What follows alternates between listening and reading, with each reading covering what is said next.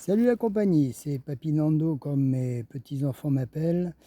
Je vous fais encore un petit, une petite vidéo sur des petits conseils. Alors, bien sûr, vous prenez pas, il n'y a rien à vendre. Je vous invite simplement à bien y réfléchir. Peut-être ça vous servira. Alors moi, je vais vous parler aujourd'hui du bienfait de posséder une assistance juridique. Alors j'ai mis mes lunettes pour pouvoir lire en même temps. Alors pour à peu près 90 euros, moi je paye 90 euros à l'année. Je fais un petit point par rapport à l'assurance maison qui elle, si vous avez des problèmes chez vous ou si vous causez du tort à votre voisin, va rentrer en ligne de compte, mais par contre, elle vous assistera jamais sur les démarches juridiques. Je vais donc vous raconter mon expérience personnelle concernant l'affaire qui a eu lieu avec mon voisin il y a plusieurs années. Moi, j'habite Vaud depuis 2000, les années 2000, et ma maison se situe à peu près à une quarantaine de mètres de la rue, sur un terrain en pente à 17%. Et donc j'ai une servitude qui vient de la rue jusqu'à chez moi. Donc une servitude, c'est un passage qui est obligé quand vous avez un terrain qui est vendu. On ne peut pas vous vendre un terrain si ce terrain ne donne pas accès à la rue. Ça, c'est la loi. En 2003, j'ai un nouveau voisin qui achète le terrain du bas, celui avec la servitude. La servitude, c'est, on va dire, sur le terrain, c'est un côté qui est perdu, ne doit pas être touché parce qu'il y a des viabilisations en dessous et tout ça, tous mes tuyaux, d'eau, électricité, etc. Donc en 2003, il rachète le dernier bout de terrain en bas de chez moi. De là, il présente un permis de construire à la mairie, super mairie, qui accepte son permis de construire. Sauf que le petit problème, c'est que son permis de construire qu'il présente, il le présente à plat. À plat, comme si voilà, le terrain était à plat, comme si c'était une plaine. Alors bien sûr, sachant que je vous ai dit que mon terrain, il était en haut d'une pente à 17%, on se doute qu'à un moment donné, il y a un problème quand on dépose une maison en bas. Alors il était, question de créer un porche pour passer en dessous, avec les véhicules et à pied bien sûr. Et pour ce faire, dans un premier temps, il avait besoin de notre accord, parce qu'on ne peut pas construire sur une servitude, c'est interdit, vous ne pouvez même pas poser un seul petit parpaing.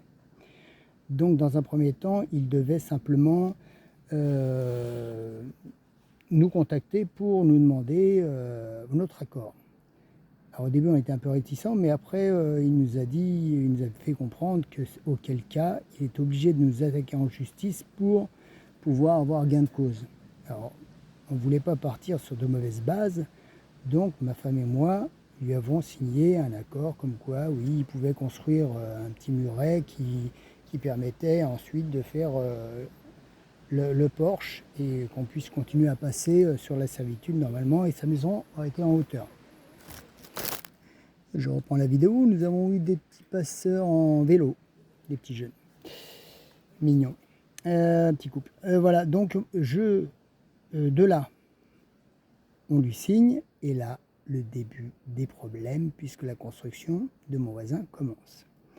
Il commence à mettre sa maison en construction et il s'avère que très vite, vu la pente, le porche, il restait 1,40 m pour passer en dessous.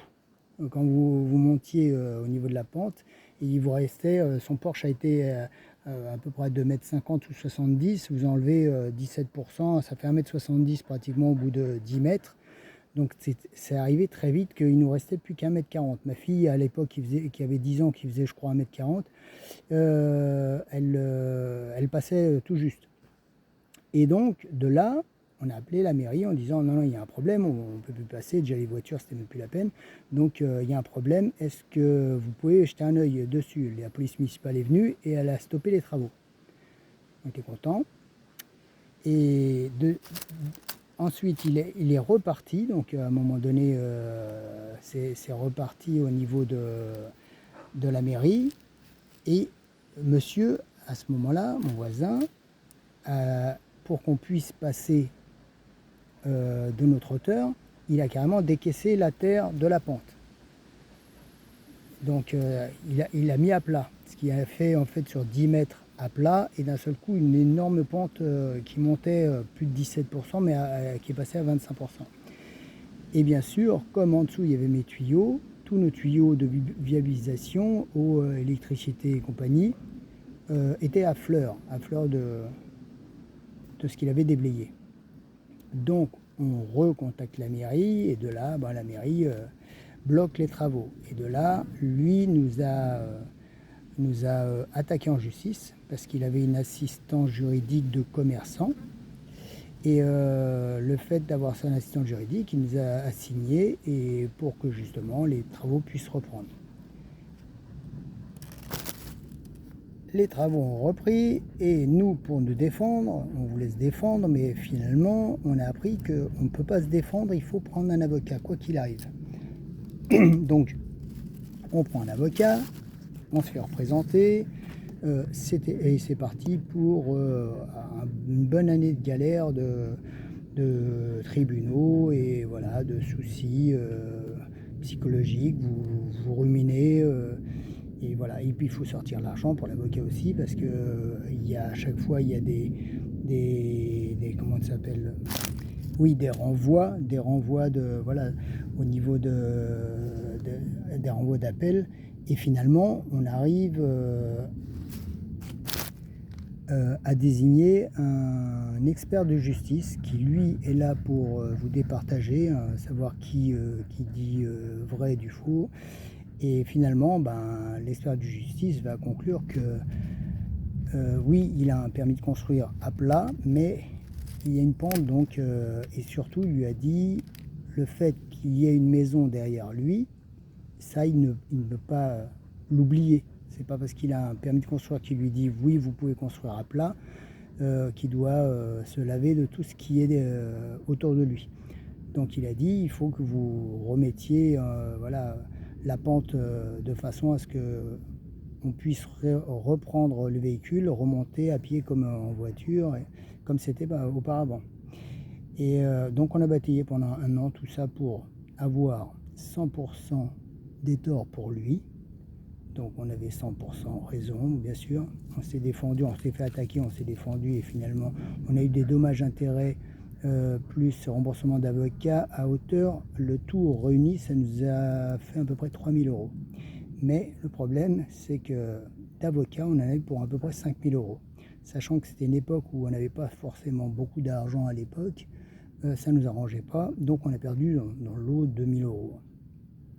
Tout ça, c'est pour vous dire que si on avait eu une assistance juridique, ils auraient pris déjà en compte cette affaire, parce que si vous la prenez après coup, c'est trop tard. Par contre, si vous l'avez déjà avant qu'il vous arrive une tuile, c'est beaucoup plus simple pour la mise en place.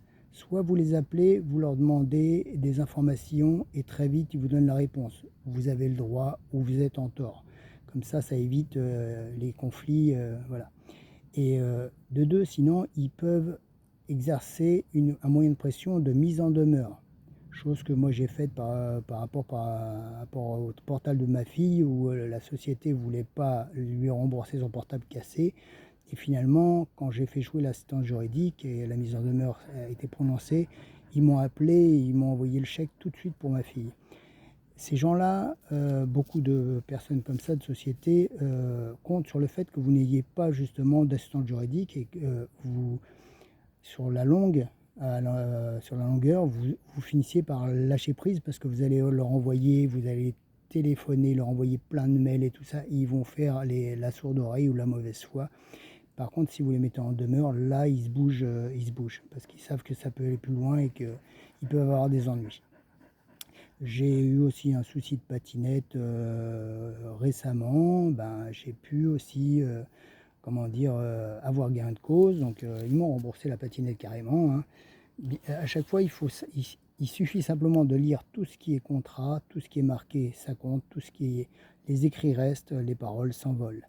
Donc ça peut être aussi des problèmes au boulot. Moi, ça m'est arrivé aussi au boulot, il n'y a pas de souci. sur la longueur, je vous dis, j'ai 56 ans, c'est pas facile à dire, 56 ans, et oui, vous avez forcément des problèmes qui vont tomber, problèmes de voiture, problèmes, voilà, ça peut être tout et n'importe quoi. Et l'assistante juridique, elle rentre en ligne de compte. Et croyez-moi que pour ce que ça coûte, c'est vraiment une super roue de secours. Vous voyez, j'ai pas de bille à toucher là-dessus, parce que je ne vais même pas vous citer. Hein. Vous pouvez la prendre auprès de votre banque, il y a des organismes, je ne sais pas moi, assurance ou je ne sais pas quoi, qui le font. Renseignez-vous, regardez ce que ça couvre, et vous allez voir que c'est super intéressant, parce que quand vous sortez 5 000 € et que vous n'avez pas l'argent, croyez-moi que vous mettez quelques mois, des années à vous en remettre, et à renflouer le trou qui s'est creusé. Et donc, sur ce, mon affaire de voisin, comme dit si bien Julien Courbet, pour ceux qui connaissent, hein, il vaut mieux un mauvais arrangement qu'un bon procès. Et la preuve, à part payer l'avocat, faire tourner les tribunaux et tout ça, on n'a rien eu, nous on n'a rien eu, au pire on a dépensé de notre poche, alors qu'on était 100% dans nos droits. C'est une catastrophe. Et j'ai dû, après coup, à la fin, j'ai demandé à mon avocat qu'est-ce que je dois faire parce que les travaux n'étaient pas faits, le jugement était prononcé. Et ben, l'avocat m'a dit maintenant il faut que vous désigniez, apparemment il faut désigner, il fallait faire bouger le tribunal par le biais, je ne sais pas de quel organisme ou autre chez eux, pour faire exécuter le jugement. Donc il fallait repartir, en gros il fallait que je réattaque moi à mon tour maintenant mon voisin. Je fais non, je repars pas pour un tour. Donc j'ai vu avec mon voisin, je lui ai dit que je devais l'attaquer si j'avais pas. Il m'a dit écoutez, on va s'entendre, on va faire les choses, on va prendre chacun un petit peu de notre côté et on va s'entendre sur ce qu'il faut faire. Voilà, moi ce que je voulais, je lui dis quoi qu'il arrive, je veux rentrer chez moi en voiture. Il s'est arrangé pour faire les travaux correctement. J'ai apporté un peu de sous pour équilibrer la balance. Il a fait les travaux, j'ai ramené les sous pour le matériel. Et les travaux se sont faits. Et maintenant mes deux véhicules, enfin celui de ma femme et moi-même, les deux nôtres rentrent parfaitement. Et pourtant moi c'est une 407, elle est vachement basse. Hein.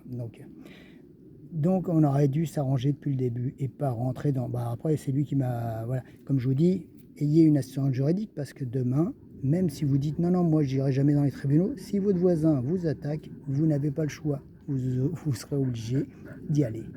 Donc, ou prendre un avocat. Et un avocat, ça va super vite hein, au niveau de la facturation.